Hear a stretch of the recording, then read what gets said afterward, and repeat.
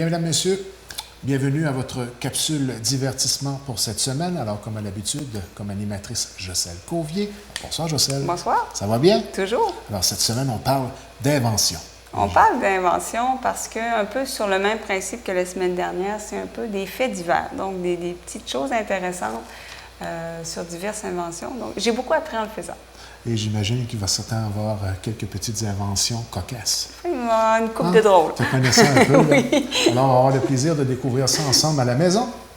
Alors, on débute avec l'invention du briquet d'allumette. Donc, le briquet était inventé avant l'allumette. Là, ce qu'on voit, c'est l'allumette. Avant l'allumette? Oui, c'est assez... Ah, mais c'est vrai, frotter des pierres, ça me paraît logique. Donc, moi, ça m'a assez surpris. Ce qu'on voit à l'écran, c'est en Chine, en l'an 577. On avait inventé ce qui ressemble un peu à des allumettes, mais ça ne s'allumait pas tout seul par friction. Donc, on ne considère pas que c'est comme des allumettes modernes. Tandis que le briquet... là, ça, c'est plus une allumette moderne et ça date de 1826. Donc, ensuite, on a fait l'invention du briquet qu'on voit à l'écran. Donc, les premiers briquets, ça date du Moyen Âge. Je trouvais ça assez spécial. Donc, il y avait une pierre, un silex.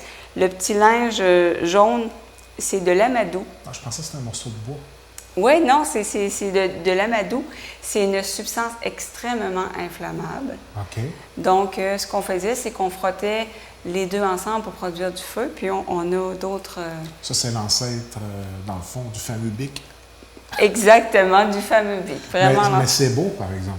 C'est la très pierre joli. a l'air, je ne sais pas si elle est comme ça naturellement ou si ça a été travaillé, mais ça a du style.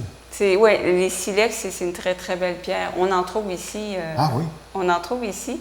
Et petite parenthèse, le silex qu'on trouve sur nos plages ici vient tout de France ou des côtes d'Angleterre du temps de Jacques Cartier, des grands navires.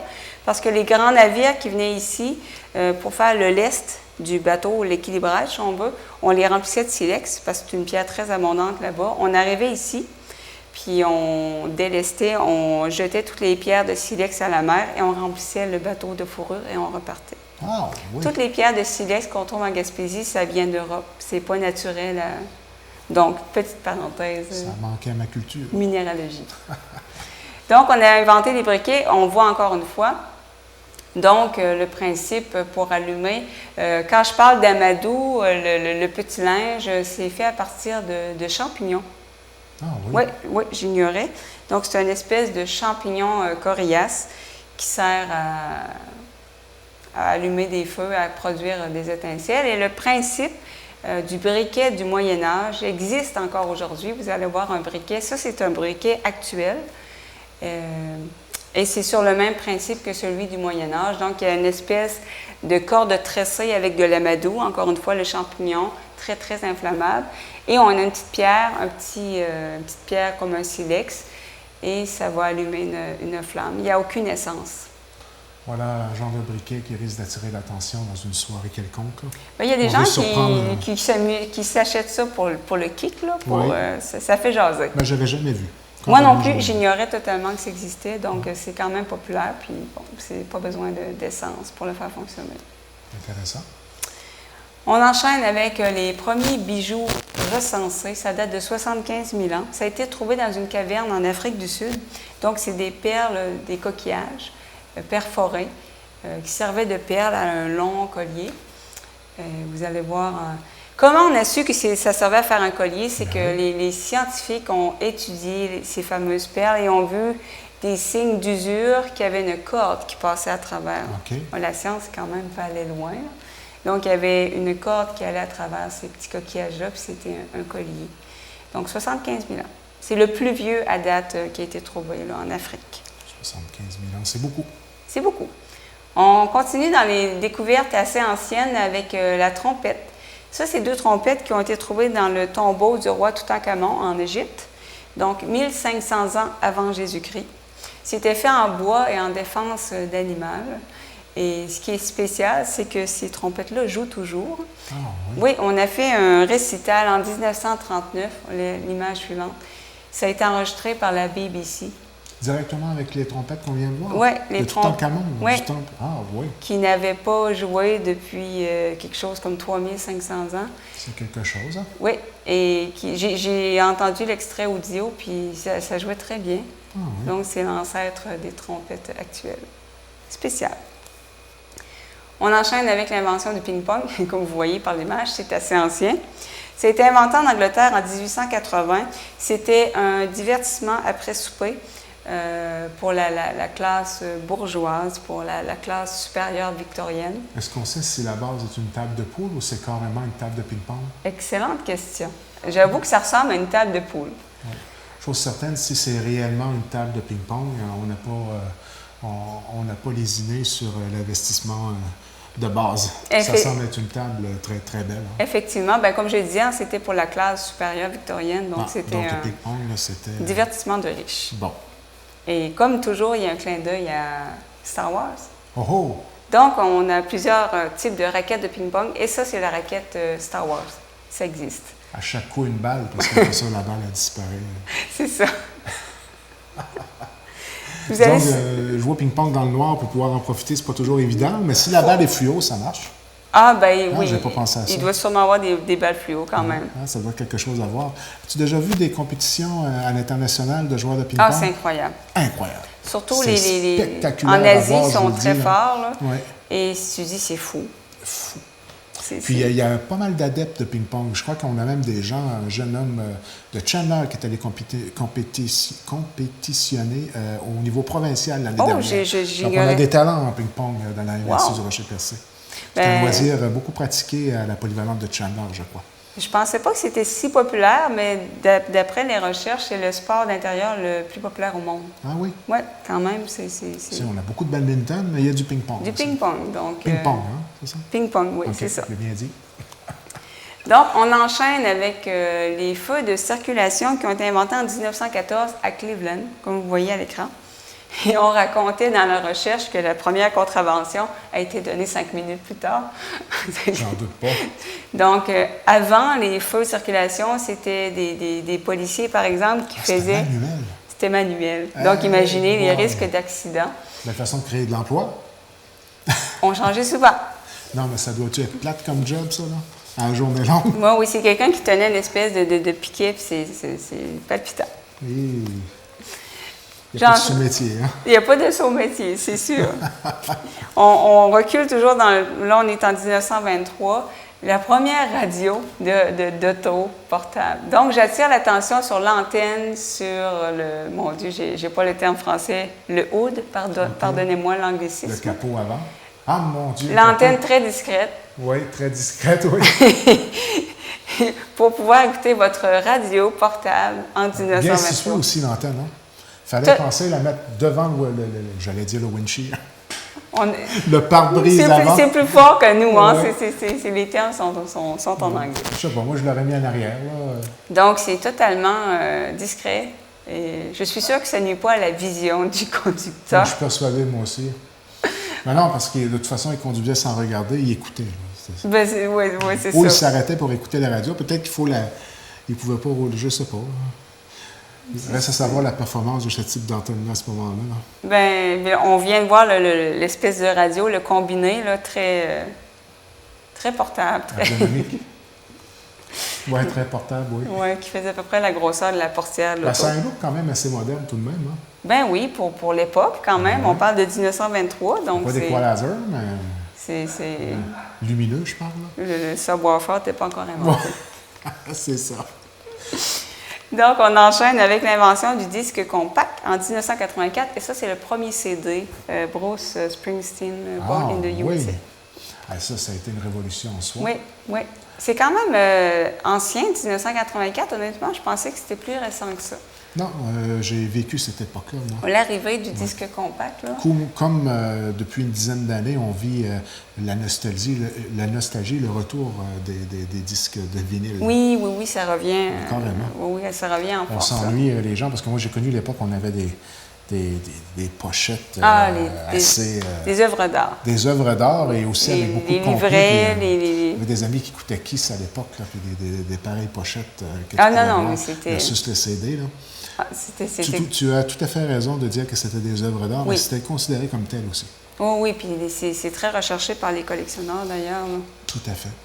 Puis toujours au niveau des disques compacts, Pourquoi un disque compact dure 74 minutes? C'était pour que la 9e symphonie de Beethoven entre dessus. Ah, c'était simplement cette raison? Oui, parce que c'était considéré comme l'œuvre de référence. En musique, la 9e symphonie de Beethoven, c'est considéré comme la pièce la plus parfaite musicalement. Beethoven, c'est mon compositeur préféré que j'aime beaucoup. Et la 9e symphonie, c'est quelque chose. Et donc, on voulait, c'est l'hymne à la joie qu'on appelle, la fameuse chorale, l'hymne à la joie, donc c'est la 9e. Et on voulait que ça rentre sur un CD, c'était la référence. Et on avait calculé que il y a un orchestre symphonique qui l'avait joué de la façon la plus lente possible, c'était 74 minutes. Donc, c'est devenu la norme. C'est devenu un peu la norme. Donc, intéressant. Pour faire entrer la 9e de Beethoven. Ensuite, j'enchaîne avec qui n'a pas joué avec le papier bulle? C'était inventé en 1957, beaucoup plus vieux que je pensais. Et ça servait à l'origine comme tapisserie. Ah oui? Oui, c'était l'utilisation, c'était pour faire de la tapisserie.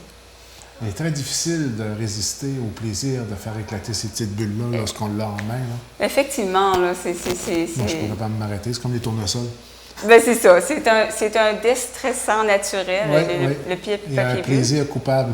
Toc, toc, toc, toc, toc, toc. Puis il y en a des plus gros, des plus petits. Ah, mon Dieu, oui. On peut sauter à pieds joints. Il n'y a rien de plus décevant que d'arriver qu'il y a une boîte, tu vois, à la maison avec du papier bulle, puis il y a quelqu'un qui a déjà pété les petites bulles. Ah là, c'est la révolte. Une révolte familiale. Ça, c'est pas le fun. Toujours dans le papier bulle, il existe, quand je fais des recherches, je trouve toutes sortes de choses. Donc, il y a des vêtements en papier bulle. Honnêtement, je ne sais pas c'est quoi l'utilité. Je pense que ça a une capacité isolante, ce genre de matériaux-là. Ça protège, j'imagine. Oui. Si tu tombes... Puis, toujours avec le papier bulle, ça éclate. Il y a des combats dans le papier bulle. Oui. J'ai découvert ça. Ça a l'air quand même le fun. C'est sûr que ce n'est pas deux jeunes qui ont décidé de s'amuser dans l'entrepôt qui travaillaient. C'est ça, qui ont décidé de perdre leur emploi ce jour-là. Oui, ils travaillent de nuit. Hein? Il y a moins de monde dans la bâtisse. Ça me rappelle à l'époque où je travaillais de nuit dans un entrepôt. Ça y ressemblait d'ailleurs, c'est pour ça que j'ai pensé à ça tout de suite. Ça devait être de nuit. Mais on ne faisait pas ce genre de jeu-là. Non, c'était... On en faisait d'autres, mais pas le genre. Pas ça.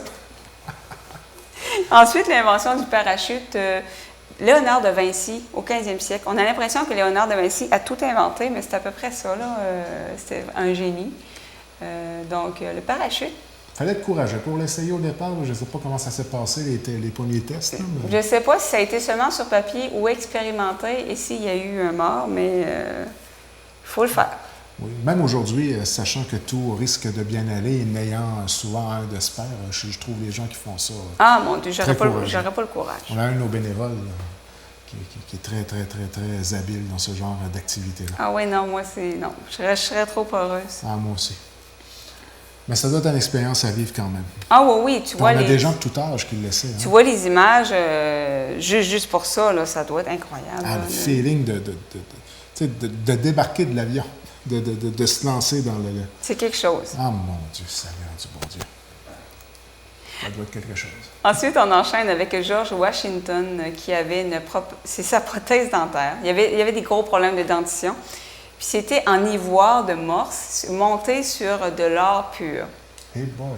Oui, donc en 1799. C'est ça. C'est tout un appareil. Ça a l'air plus ou moins confortable, hein? Oui, ça a l'air plus du dentier à Frankenstein. Ça a l'air assez broche à foin. Broche à foin, oui. Broche à fer. Broche à fer. Mais j'imagine qu'à l'époque... il fallait quand même y penser, là. C'était probablement le seul à avoir ça. Je veux dire, c'était le président des États-Unis, donc c'est ça. Est-ce qu'il y a une histoire par rapport à comment ils se sont procurés ça, là? C'est quoi? Non, dans la recherche, il disait seulement que depuis très, très jeune, il y avait des gros problèmes de dents et même qu'il ne parlait pas beaucoup pour ça. C'était complexe. Ça nuisait à son élocution. Donc, je l'ignorais. Carrément, moi aussi. On en découvre des choses dans la capsule divertissement. Mais oui! Ensuite, on poursuit avec la Ford T. 1912, qui faisait 10 à 12 000 au gallon. Je me demandais si c'était bien économique comme voiture. Non, c'est 10-12 000 au gallon. Si vous voulez vous en acheter une, vous rendre en Floride avec, c'est peut-être pas une bonne idée. Les voitures font en moyenne 30 000 au gallon, on considère ça comme raisonnable aujourd'hui. Oui, c'est vrai que c'est pour que les gens puissent se faire une idée. Oui, c'est ça, pour un comparatif. On dit 12 000 au gallon. Non, c'est bon, 12 000 au gallon. 12 000 au gallon, c'est ça. On a des voitures qui vont jusqu'à 50 000 au gallon maintenant. Non, c'est quand même... À l'essence, je parle. Puis, on enchaîne maintenant avec le Boeing 747 qui a 6 millions de pièces. Ça n'a pas l'air complexe, hein? C'est juste avoir un modèle à coller de ça doit être quelque chose. Ça, c'est vrai. Donc, mais c'est un plan réel, ça, là. Oui, c'est juste un plan là, qui montre un peu la façon que c'est structuré. C'est même pas le plan de toutes les pièces parce que ça doit être fou. Tout de même incroyable d'avoir une structure aussi massive et aussi... Qui vole. Oui, puis qui arrive à voler. Alors, les principes physiques là, sont respectés. C'est incroyable. Puis ça fonctionne. Ah oui, ça fonctionne. En général, ça fonctionne. Oui. En général, j'ai peur des avions, c'est pour ça. Maintenant, ils sont vraiment... Là, oui, non, c'est le moyen le plus fiable. On se demande comment ça va faire pour décoller, mais les principes physiques, quand ils sont respectés, il n'y a pas de problème. C'est quelque chose. Oui, c'est vraiment quelque chose. Ensuite, la souris d'ordinateur, 1968, qui était fait en bois verni. Ça avait du style. Oui. Ça avait l'air terriblement ergonomique, hein? C'est particulier. Ça avait l'air assez lourd aussi. Je ne sais pas, je devine que c'est pas léger comme structure. Oui, non. Puis l'image suivante aussi, on la voit en opération. Mais c'est pas pire, au moins on a pensé à une surface sur laquelle... C'était gros, hein, quand même. La souris est à droite? Oui, la souris est à droite. À côté, c'est une transmission 5 vitesses, c'est ça? J'ai pas réussi à savoir c'est quoi. J'ai lu partout, j'ai dit, c'est quoi cette boîte-là? C'est ce que je me suis posé comme question, moi aussi. Ça devait avoir un lien avec la souris. C'est un ordinateur à clutch. C'est un ordinateur à clutch, voilà. Tu as trouvé la fonction. Ben oui. Alors, si jamais il y a des gens qui devinent ou qui ont l'information, gênez-vous pas. Hein. Donnez-nous l'information au tvcgr.com. tvcgr@commercial.hotmail.com. On sera peut-être intéressé. Un appel à tous, tiens. Un appel à tous. On veut savoir à quoi ça sert, la petite boîte. Du côté gauche. Si c'est vraiment une clutch ou autre chose. Oui, c'est ça. Ensuite, le premier courriel qui a été envoyé par ce monsieur-là en 1971. Bon. Ça, je pensais vraiment que c'était plus récent que ça. Évidemment, il s'est envoyé un courriel à lui-même. C'était le premier test qui a été fait. 1971 quand même. On ne dit pas le temps que ça a pris pour l'envoyer non plus. Non. Ça aurait pu être intéressant. Oui, il faudrait fouiller à ce niveau-là. Le premier courriel envoyé, c'est pour 3 semaines. Quand il download. Oui, ça me rappelle des souvenirs. Si on parle photo un peu, là, tu sais comment c'était? Là? Ça me rappelle les souvenirs de c'est ça. Quand on n'avait pas la haute vitesse dans notre fameuse Gaspésie, c'était Internet. quelque chose, puis à chaque fois que le téléphone sonnait, ça débarquait. Ben oui. Puis tu essayais d'envoyer une photo, là, puis... Ou tu essayais d'appeler quelqu'un. Puis là, c'était tout occupé. Il y avait deux aspects, là. Il était sur Internet, puis c'était tout occupé. Puis là, tu avais une disquette, puis pas beaucoup de choses qui rentraient là-dessus. Là. Ben non, puis on trouvait ça performant. On disait, hey, mon Dieu Seigneur, il y en a d'espace là-dessus. J'ai 5 megs. Hey, c'est quelque chose. Je me rappelle, moi, les disquettes, on a commencé avec des disquettes, là, c'était tout mou, là. Oui. Avec un genre de tour de disque à l'intérieur là. de plastique, là. Oui, après ça, les petits carrés, quand les petits carrés sont arrivés, là, c'était révolutionnaire. Il y avait de l'espace là-dessus, puis là, quand les... Là, il n'y avait pas de window, là, on était sur le DOS direct, là. Ah, mon Dieu. Les jeunes n'ont pas connu ça, mais nous, c'est ça, on a vu le... Oui, on vieillit, hein. Et que ça donne un coup de vieux. Ensuite, l'invention du cube Rubik. Ça a été populaire à mon époque. C'est le Hongrois Erno... Non, j'ai sauté quelque chose. Bon. Ça, qu'est-ce que vous voyez à l'écran? C'est la première image qui a été téléchargée sur Internet. Ah oui? Oui, la première image. Horrible. En français, on parle de ça. Les horribles cernettes. En 1992, c'est la première image qui a été téléchargée sur le web par celui qui était en train de structurer ça. Ben, tu parles, toi? Oui, je ne savais pas qu'on pouvait retracer ça. En plus, en français, c'est tout de même impressionnant. Si vous allez sur Wikipédia, vous marquez les horribles cernettes, ça vous met un article qui vous explique que c'est la première image téléchargée. Puis en 92, on s'est entendu que ça fait pas longtemps? Bien, pas si longtemps que ça. Mon Dieu, je pensais que c'était... Je suis surpris de la date, moi. Oui, c'est ça, des fois, c'est surprenant. Ensuite, le fameux cube Rubik. Donc, en 1900, Erno Rubik. 1950. Que ça a été inventé ou non, c'est la date de naissance? C'est sa date de naissance. OK. Donc, Erno Rubik, et c'est pour ça qu'on appelle ça le cube Rubik, que j'ai jamais réussi à faire. Moi non plus. Oui, mais moi j'ai triché. Tu as décollé les petits exact. stickers. Ah. Non, j'ai carrément défait la structure puis je l'ai refait. Non. Ah oui, moi avec un pied de biche. Là. Moi, je suis capable de faire une face, puis c'est ça. Ah oui, puis j'en ai vu, tu dois avoir ça. Oh oui, les comptes. Une main. C'est fou. Tiens. C'est fou, hein? Comment c'est que... C'est utile dans la vie, ça. C'est des heures, là, pour... en tout cas, moi, non, c'est pas...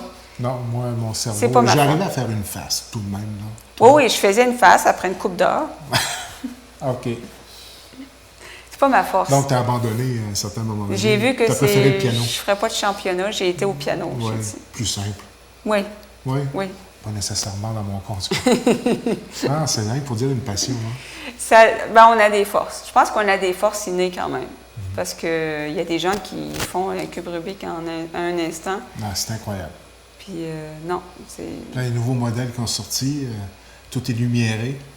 Pas lumiéré. Et lumiéré, c'est quelque chose. Là. Puis là, tu le fais dans le noir carrément, puis il faut que tu te dépêches. Ah ouais? Ils chantent avec ça. On avait acheté ça, nous autres. Ils chantent, c'est stressant quand oui, c'est stressant. T'es à bout et t'es plus capable. Après 2-3 semaines, là, tu l'envoies dans sa chambre. Fait que là, il est dans sa chambre. Ça fait 5 heures que t'es dessus, puis tu chantes ça, puis c'est ça. Puis sais-tu quoi? Il n'y avait pas de volume. Oh, Dieu Seigneur. Non, le modèle qu'on a vu tantôt, c'est le meilleur. Oui, c'est ça. Il y a moyen de faire en sorte aussi, parce que pour réussir à le faire à une main, il faut qu'il soit très bien assemblé pour que le mécanisme soit le plus souple possible. Oui, il faut que le mécanisme soit parfait. Parce que moi, j'en avais un, là, c'est... tu me nerfs du coup qui sortait. C'était quelque chose. Non, mais c'est ça. Non, ou qu'on l'a trop forcé des fois, puis on a brisé le mécanisme. Mais normalement, c'est ils ont perdu patience avec. Oui, je pense que... Mais il y en existe aussi avec les dates Janoc pour faire la date. Ça, je suis capable de le faire, c'est une face. OK. Oui, c'est le mois, le jour, puis la semaine. Ah bon. C'est que ça, c'est à mon niveau. Bon. Mais cube Rubik, non, c'est pas capable. On est à peu près au même niveau. Ensuite, on parle de fermeture éclair. Vous voyez souvent YKK sur les fermetures éclair. C'est la plus grosse compagnie. Là, je vais vous dire, qu'est-ce que ça veut dire? C'est Yoshida Kogyo Kabushiki Kaisha. Désolée pour l'accent. Donc, c'est une grosse entreprise de fermeture éclair. C'est le plus gros producteur mondial au Japon. Donc, si vous regardez sur vos vêtements, vos sacs à dos, vous allez voir souvent ces 3 lettres-là. Donc, YKK. C'est rare qu'on porte attention à l'embout de la fermeture éclair, mais je pense qu'aujourd'hui... Vous ne verrez plus les fermetures éclair de la même façon. C'est ça. Puis qu'est-ce qui t'a fait te questionner sur ça? Ah, c'est à un moment donné, j'avais acheté comme une espèce de petit livre avec plein de saviez-vous que? Okay.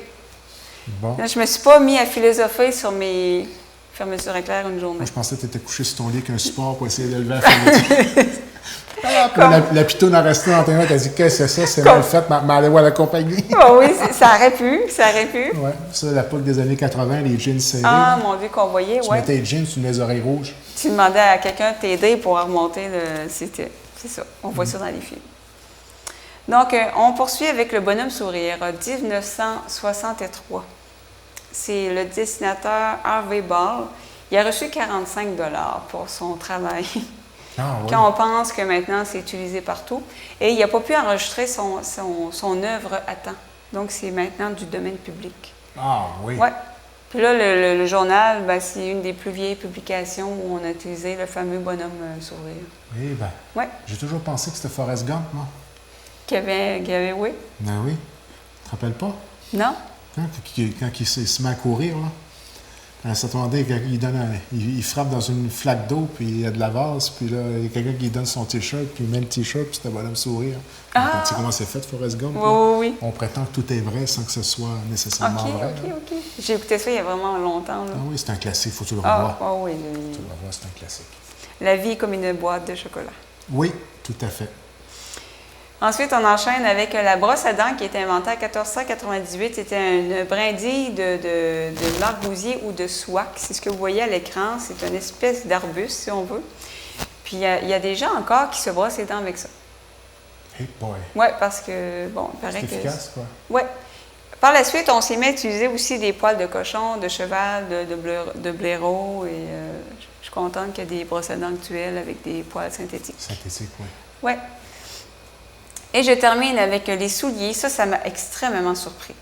Jusqu'en 1800, les souliers gauche et droit étaient identiques. Donc, il n'y avait pas il n'y avait pas de place pour le gros orteil. C'était pareil. C'est un peu ça la conséquence, hein? Les gens devaient avoir mal aux pieds, puis vous voyez à l'écran un exemple d'avant du soulier des années 1700. Là, ça a l'air tout sauf confortable. Puis, donc, il n'y avait pas de distinction. On s'imagine après une journée que ça devait être souffrant. Donc, je ne comprends pas, on n'avait pas vu l'anatomie du pied. Je ne sais pas. Tu me disais quelle date? Jusqu'en 1800. Après ça, on a découvert qu'on avait des gros orteils. Mon Dieu, que ça doit être confortable, celui-là qui a fait ça pour la première fois. Là. Et lui, il a dû dire, oh mon Dieu, quelle invention. Hey, on a 2 orteils. Je ne sais pas c'est quoi le contexte, si c'est quelqu'un qui est étonné d'avoir mal aux pieds. Ben, j'imagine. Ou qui a regardé ses pieds et qui a dit, ah, c'est pas fait. On ne sait pas. En tout cas, c'est assez spécial, merci. Oui. Donc, ça terminait les inventions. Et le plaisir de la chose. Ça revient la semaine prochaine. Alors, au plaisir de se voir la semaine prochaine pour une autre capsule divertissement.